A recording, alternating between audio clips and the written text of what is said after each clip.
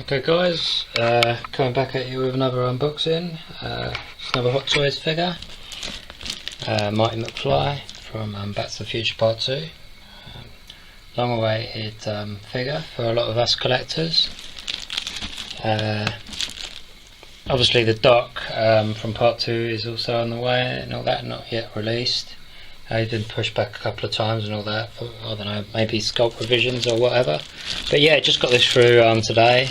As you see, it's a special edition one, comes with one extra accessory, which is the Wild Gunman gun that he uses, you know, to play in the 80s cafe in 2015.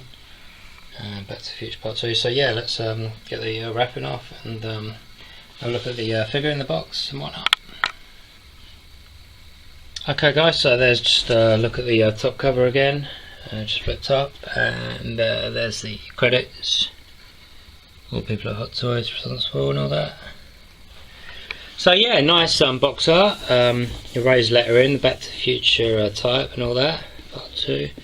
Got a picture of the DeLorean from Part 2, the flying DeLorean with the Mr. Fusion on there, and yeah, really cool. The lightning bolt and all that, which is like used as a plot device throughout the three movies.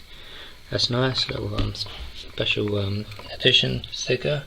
So yeah, nice box covering. Oh yeah, and the flame streaks out the back of the car and all that. So yeah, I really liking that box design and all that. So take the flip cover off. Now here's all your stuff. Hands up there. The little bag that he puts the almanac in. Little newspaper from 2015, I guess, as his cap. And yeah, if you're the Pepsi bottle, I think, and obviously the iconic hoverboard. The place where he puts the Nike power laces. And you also get a display, like one of those dynamic stand things as well, and it's to replicate the water, you know, from the scene in Back to the Future 2 where he hovers over the water and all that, and was it one of Griff's like buddies says, "Hey you Bojo, hoverboards don't work on water," and all that sort of stuff. So yeah, so let's get the figure out and show you the accessories and whatnot. Okay guys, so just to look at all of the accessories that you get with the exclusive edition. Obviously this is the exclusive edition accessory. It's the gun and the little cord going into the arcade game, Wild Gunman, and there's the gun, and you get also two specially sculpted hands, right hands for holding the gun. I'm assuming you only get them with the exclusive for holding the gun and all that. You get the obviously the Grey Sports Almanac 1950 to 2000 back as well. That side, nicely done. The bag. You can put the almanac in if you want. A newspaper, USA Today. Picture from the actual movie. Griff getting jailed and all that after the hoverboard pursuit and all that, and there's the hoverboard itself. Really nicely done. Really nicely recreated there. You know, missing minus the Mattel sticker. You might have to get. Oh, just missed out one accessory here. Yeah, there it is. That's just the Pepsi that you get, minus the Pepsi logo, of course. And then the hat with the specially sculpted hair. You get a separate hair piece if you want to put the hat on. Neat idea. Then the footwear, where he keeps the the power laces. Open it up just like in the movie. It's nice. You only get one pair of the power laces, so you're probably not going to end up putting the power laces on there unless you get another pair of power laces, I guess, separately. But yeah, nice little lot of accessories. You know, can't really think of much else that it could have come with. It covers pretty much all the bases and all that. And the original Marty from Back to the Future Part 1 Hot Toys figure probably came with about this similar sort of selection of accessories and stuff like that. Maybe a little bit more. You know, it came with the skateboard and the Sony Walkman and the camera and all that. So yeah, nice little lot to be getting on with. So let's just have a look at the figure in a little bit closer detail. Okay guys, so here's the sculpt. Michael J. Fox. Pretty nice. They've gone for quite a specific eyes looking over to the corner look and all that, and you know, yeah, I suppose that's quite nice and all that, but it's maybe a bit too specific for like a single sculpt and all that. You know, I've said time and again, I think, you know, I'd love to see like a couple of sculpts come with figures these days, but it doesn't seem to be an option and all that. Yeah, I think it's, you know, you look at it and yeah, you know, it's almost there. There's just something not quite about it. The clothing and all that is really nice again. I don't think it's quite as good as the clothing on the original figure, Back to the Future Part 1.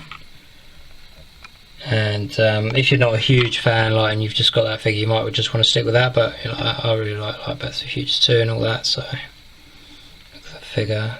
But I don't like this rubber. Like a rubber outfit and all that. There's the power laces and all that, minus the little Nike logo. So you know, if someone comes up with some decals like they did for the Part 1 figure, might be worth looking into. But yeah, as I say, it's really not bad, the sculpts and all that on the smaller Hot Toys body, of course. But yeah, as I say, there is something just not quite right about it. And yeah, it's not one of those sculpts that like really blows you away. But yeah, it's not bad at all. But yeah, it's not quite there. But yeah, so let's just have a look with the second hairpiece on and the cap and all that. That's probably how I'm going to pose him eventually. I think I'm digging that maybe a little bit more. I think the hairpiece, like on the first one and maybe the second one as well, I think it's riding a little bit too high, making his heads appear like too big and all that. So I think there's maybe like room for improvement there. Yeah, just look around there. It's nicely done and all that. You can take the cap off. And yeah, so that's probably how I will pose him. And yeah, I'm not so sure about the expression. It is maybe like a bit too stern looking. Maybe would have preferred like an odd smirk or something. You know, he's quite a like fun actor, isn't he, Michael J. Fox? So maybe it's a bit too much of a pensive look on his face. But yeah, I think the paintwork's not bad at all. One of my complaints about the original figure was I think the original figure's sculpt is better. Personally, it's a better likeness than this, though there's not much in it. Certain angles it looks really good.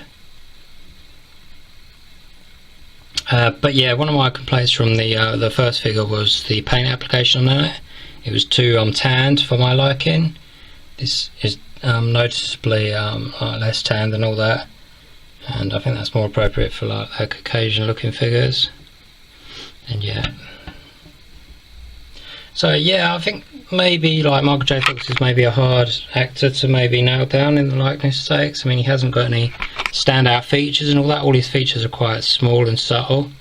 Like he's got like quite small lips. The eyes, yeah, and the nose is obviously quite small and all that. So he hasn't got any features that maybe a sculptor can really latch onto. But yeah, I think it's probably a solid 8.5 out of 10 for the likeness. So yeah, I'll just pose him up now and show you what he looks like with the original figure. So here's a look at the two Martys, guys, from Back to the Future Part 1, which I always thought was a really great sculpt. The only things that let it down was, in my opinion, the hairline was a little bit wrong. It was a little bit high up for my liking. It appeared like a little middle-aged, like receding hairline sort of thing. So I would like that maybe a little bit lowered. And obviously it was too much of a tan sculpt. If you compare that to this guy, obviously like a lot more paler. And yeah, that was the one thing that kind of like I think it was really good expression though, like that they got on that guy, and it was like one of these few times that they actually had a head sculpt that, you know, you could actually like look at it and, you know, see something behind the eyes sort of thing, instead of like that 1,000-mile stare sort of thing that you often get with these figures. So yeah, that's still a really nice figure, really great figure. Obviously the tailoring on it, the double denim jacket and all that, and the life preserve was, yeah, really nice and all that. And as I say, I think this head sculpt is obviously the paint apps is a lot more like closer and all that. Just got him hovering there. There's the base, just plastic, clear plastic that makes the Marty McFly Back to the Future Part 2 really nice. So yeah, you can like display it like that. Looks really nice. The second one, but yeah, I think the original head sculpt is the better of the two. But obviously it's more accurate paint app on this guy as opposed to this guy. It was around that time when they, someone at Hot Toys, they were making their Caucasian figures too tanned, in my opinion, and this Marty figure fell into that category. And they seem to have rectified that. But as I say, the head sculpt is good, but it's not quite, you know, there and all that. But it's nice nevertheless. It's just there's something about it that's, yeah, not right, and I think that is the better likeness. I don't know if you'd agree, but yeah, but it's a nice figure nevertheless. And like if you're a huge Back to the Future fan, like myself and all that, then you're going to pick up this figure. But yeah, thanks for watching that, guys. Hope you enjoyed the video and all that. Hopefully it wasn't too long. And yeah, getting near the end of the year now, so might do an end of year collection update. I haven't really got a lot of figures this year, but might do one anyway. So yeah, thanks guys.